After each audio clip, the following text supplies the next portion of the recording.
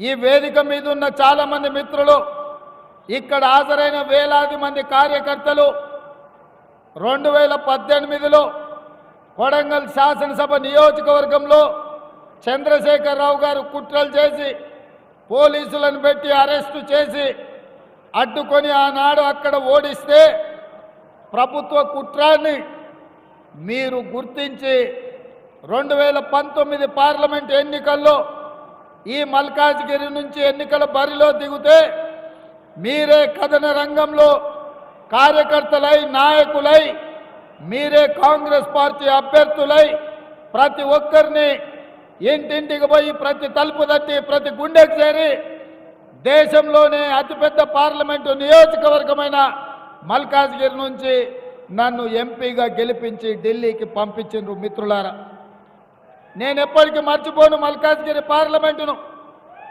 ఆనాడు చాలా సమస్యల మీద కొట్లాడినాం. అది జవహర్ నగర్ డంపింగ్ యార్డ్ కావచ్చు, కంటోన్మెంట్ ప్రాంతంలో స్కైవేస్ కావచ్చు, మేడ్చల్కు ఎంఎంటీఎస్ రైలు కావచ్చు, మెట్రో రైలు కొనసాగింపు కావచ్చు, ఈ ప్రాంతంలో తాగునీటి సమస్య కావచ్చు, ఈ షామీర్పేట మేడ్చల్ ప్రాంతానికి ఐటీ కంపెనీలను తేవాలి, ఈ ప్రాంతాన్ని అభివృద్ధి చేయాలని ఆలోచనతో చాలా విషయాల మీద మనం ఆనాడు కొట్లాడినాం. కొన్ని పనులు జరిగినాయి, కొన్ని పనులు జరగలేదు. జరగకపోవడానికి కారణం ఆనాడు మన ప్రభుత్వం లేదు, ప్రభుత్వంలో ఉన్న పెద్దలు మన మీద కుట్ర చేసి మన ప్రాంతానికి అన్యాయం చేశారు. ఈరోజు మిత్రుడు శ్రీశైలం గౌడ్ గారు వేదిక మీద ఉన్నారు. ఆ రోజు చాలా విషయాలల్లో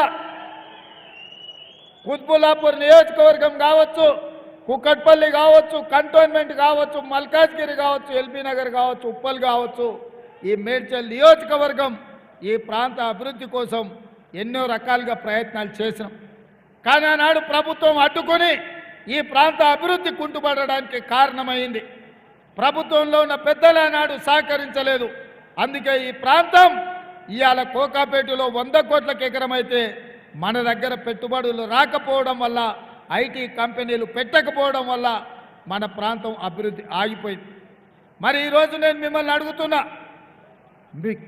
మీ అభిమానంతో మీరు ఆదరించి ప్రశ్నించే గొంతుగాని మీరు గుర్తించి ఈ ప్రశ్నించే గొంతుకను మీరు ఢిల్లీకి పంపిస్తే పిసిసి అధ్యక్షుడై ఈరోజు రాష్ట్ర ముఖ్యమంత్రిగా మీ ముందు నిలబడ్డా పడిపోతున్న నన్ను నిలబెట్టి నిటారుగా కేసీఆర్తో కొట్లాడే ధైర్యం ఈ మల్కాజ్గిరి పార్లమెంటు నియోజకవర్గ మిత్రులు ఇచ్చిండ్రు, ఇక్కడున్న పార్టీ కార్యకర్తలు ఇచ్చారు. మీరిచ్చిన ధైర్యంతో వెనుదిరిగి చూడలేదు, వెనక్కి మళ్ళీ చూడకుండా 5 ఏళ్ళు రాత్రి మగళ్ళు ప్రతి నిమిషం ప్రతి క్షణం ప్రజా సమస్యల మీద కొట్లాడినాం, ఈ ప్రభుత్వంతో పోట్లాడినాం.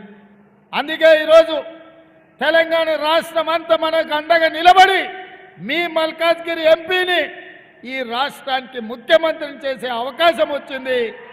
ఇవాళ మరి నేను మేడ్చల్ పార్లమెంటు నియోజకవర్గ ప్రజల్ని నేను అడుగుతున్నా, ఈ ప్రాంతంలో నేను అనుకున్న మా జంగయ్య గెలుస్తాడు, మంత్రి అవుతాడేమో అని, కానీ అనుకోకుండా మా జంగన్న గెలవలే. 7 అసెంబ్లీలు ఇవాళ పరాయోళ్ళ చేతులు ఉన్నాయి. ఏమి చేయాలన్నా, ఏమి అడగాలన్నా, ఏమి ప్రతిపాదనలు తేవాలన్నా ఇవాళ మనోడు లేడు. వెనకటికి పెద్దోళ్ళు చెప్పారు,